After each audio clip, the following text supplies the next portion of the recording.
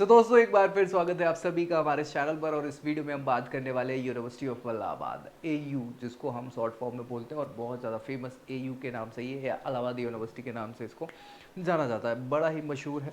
क्यों मशहूर है, इसके पीछे के रीजंस अलग हैं, क्योंकि उस समय भारत में यूनिवर्सिटीज़ की बात करें तो टॉप यूनिवर्सिटीज़ जो थी, जो प्रोविंस हुआ करते थे अंग्रेज़ों के, उसके बाद चौथी यूनिवर्सिटी जो सेटअप हुई थी, स्टैब्लिश हुई थी, वो थी इलाहाबाद यूनिवर्सिटी। यानी आप मान के चलिए कि बहुत पुराना इंफ्रास्ट्रक्चर आपको यहाँ देखने को मिलेगा अंग्रेज़ों के ज़माने का। और वहाँ से बहुत सारे बच्चे या स्कॉलर्स हम बोल सकते हैं, विद्वान अलग अलग पढ़ाई में निकल चुके हैं। तो अच्छा खासा इनका अलमनाई नेटवर्क है और इनकी रेपुटेशन बहुत शानदार है। वैरायटी ऑफ कोर्सेज आपको देखने को मिलेंगे।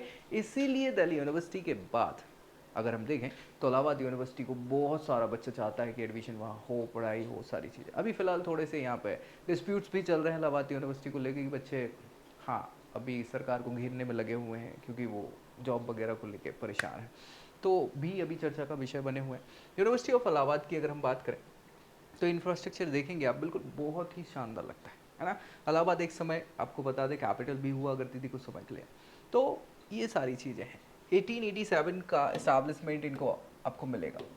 उससे पहले तीन ही यूनिवर्सिटी बन चुकी थी, है ना, जिसमें से एक बंगाल की थी, एक कलकत्ता की, एक बम्बई की। फिर चौथे नंबर पे आपको इलाहाबाद यूनिवर्सिटी की बात आ जाएगी। ठीक है, सो बढ़िया है। इसमें हम बात कर ले तो बाद में देखेंगे। प्रयागराज उत्तर प्रदेश, नाम अभी चेंज हो गया है ना। पहले इलाहाबाद हुआ करता था तो उसी के नाम पर इलाहाबाद यूनिवर्सिटी थी, अभी प्रयागराज नाम चेंज हो गया है ना। उत्तर प्रदेश में सिचुएटेड है। यूजीसी, एआईयू, एसयू, नेक, एनसीटी, है ना, बीसीआई वगैरह के इनको सारे के सारे अप्रूवल मिले हुए हैं। तो 232 एकड़ का ये कैंपस है। B+ एक्रेडिट किया गया है और मुझे लगता है नेक के द्वारा इसमें चेंजेस भी हैं कुछ, ये ई में पहुंच गया है, एक बार चेक कर लीजिएगा। ठीक है, तो ये सारे आपके यहाँ पे हाईलाइट्स हो जाते हैं। क्या क्या ये ऑफर कर रहे हैं आपको सीयूडी के बेसिस पे, यूजी कोर्सेज। वैसे तो यूजी, पीजी, पीएचडी लेवल तक के अच्छे अच्छे कोर्सेज, सर्टिफिकेशन कोर्सेज भी ऑफर करते हैं। लेकिन हम अभी फ़िलहाल यूजी की अगर बात करें तो यूजी में ये आपको जो कोर्सेज ऑफर कर रहे हैं सीयूईटी के बेसिस पे, उसमें बीए प्रोग्राम्स हैं, अरेबिक, है ना, इंग्लिश लैंग्वेज और मिडिवल हिस्ट्री। ये इनकी अलग अलग कॉम्बिनेशंस हैं जो ये बाद में आपको चूज़ करने होते हैं। देख लीजिएगा, इंग्लिश और हिंदी लैंग्वेज में आपको ये मिलेंगे और इसके लिए डोमेन सिलेक्शन में economics, political science, sociology, psychology, anthropology, history, geography, Sanskrit, इनमें से कोई 2 सब्जेक्ट ऑप्ट आउट करने पड़ेंगे। एलिजिबिलिटी तो वही है, 12th क्लास आपको पास करनी होती है। साइंस, कॉमर्स, आर्ट्स, किसी भी स्ट्रीम में। यूपी बोर्ड्स हो तो प्रेफर करेंगे, मतलब वैसे तो किसी भी बोर्ड्स और यूनिवर्सिटी को प्रेफर कर लेते हैं, लेकिन जनरली यूपी बोर्ड्स के हिसाब से थोड़ा सा इनका चलता है। सीबीएसई, आईसीएसई बोर्ड भी आपको चलेगा। तो ये आपको पास करना होगा और ये एलिजिबिलिटी क्राइटेरिया इन कोर्सेज की। बाकी कोर्सेज भी सेम ही हैं, मतलब बस यहाँ कॉम्बिनेशंस आपको चेंज करने होते हैं। मैंने एक पूरी वीडियो बना के रखी हुई है यूनिवर्सिटी ऑफ इलाहाबाद के जो कोर्सेज हैं, डोमेन सिलेक्शन है उनके लिए, तो आप जाके वो बराबर से देख सकते हैं। उसमें एलिजिबिलिटी क्राइटेरियाज भी मैंने बड़े अच्छे से डिस्कस किए हुए हैं। यहाँ हम बहुत लंबा इसको नहीं खींचेंगे, इसलिए इसको शॉर्ट में देख रहे हैं। ठीक है, अगर डिटेल में जानना है तो वीडियो पड़ी है, एक बार ज़रूर चैनल पर देख लीजिएगा। ठीक है, फिर बात करें तो ये कोर्सेज हैं Arabic English literature education, Arabic Hindi education. इसमें हिंदी इंग्लिश माध्यम में लैंग्वेज बेसिस आपको दिए हैं और इनके ये रेस्पेक्टिव डोमेन सब्जेक्ट आपको चूज़ करने कोई भी 2, और वो क्राइटेरिया एलिजिबिलिटी के सेम ही हैं। फिर बात करें Arabic Urdu economics, Arabic Urdu में उर्दू मिडिवल हिस्ट्री, ये ऑप्शन है। Economics, defence study, English literature, ये आपको ऑप्शंस मिलेंगे बीए के, जो आपको सब्जेक्ट को सिलेक्ट करना है, कॉम्बिनेशन को। ठीक है, और सेम चीज़ें वही आपकी यहाँ पे होने वाली हैं। बीएससी फिजिक्स, मैथमेटिक्स, केमिस्ट्री, ये कॉम्बिनेशन आप रख सकते हैं। बीएससी जूलॉजी, बॉटनी, केमिस्ट्री रख सकते हैं।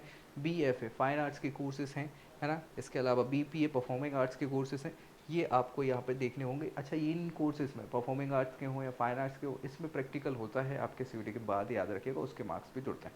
ठीक है, तो वो भी आपको ध्यान में रखना है। बीकॉम आप कर सकते हैं यहाँ पे, साथ ही साथ बीए एलएलबी ऑनर्स का प्रोग्राम है। बीसीए आप कर सकते हैं, वोकेशनल कोर्सेज सॉफ्टवेयर डेवलपमेंट में, मीडिया प्रोडक्शन में, ये आपको ऑप्शंस यहाँ पे दिए हुए हैं।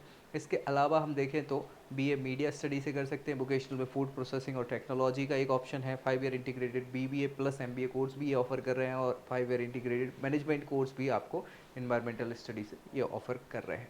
इसके अलावा हम इनके फ़ीस स्ट्रक्चर की बात कर ले तो फ़ीस स्ट्रक्चर बहुत ज़्यादा देखने को नहीं मिलेगा। जैसे B L L B honours का कोर्स है 32,000 रुपये का, यहाँ पे 1 साल का फ़ीस स्ट्रक्चर है। बाकी सभी कोर्सेज जो हैं वो लगभग 1100-1200 की रेंज में है, तो बहुत ज़्यादा है नहीं। ये 1 साल का फीस स्ट्रक्चर है, ठीक है भाई। आगे हम बात करेंगे प्लेसमेंट्स की, तो नाम बहुत अच्छा है ना। मीडियन अगर हम बात कर ले तो 2.5 से 3.5 के आसपास देखने को मिलता है। लॉ के हो गए, है ना, बीबीए वगैरह के ये जो कोर्सेज हैं, तो प्रोफेशनल कोर्सेज में, वोकेशनल कोर्सेज में अच्छा खासा यहाँ पे प्लेसमेंट बच्चों को देखने को मिलता है।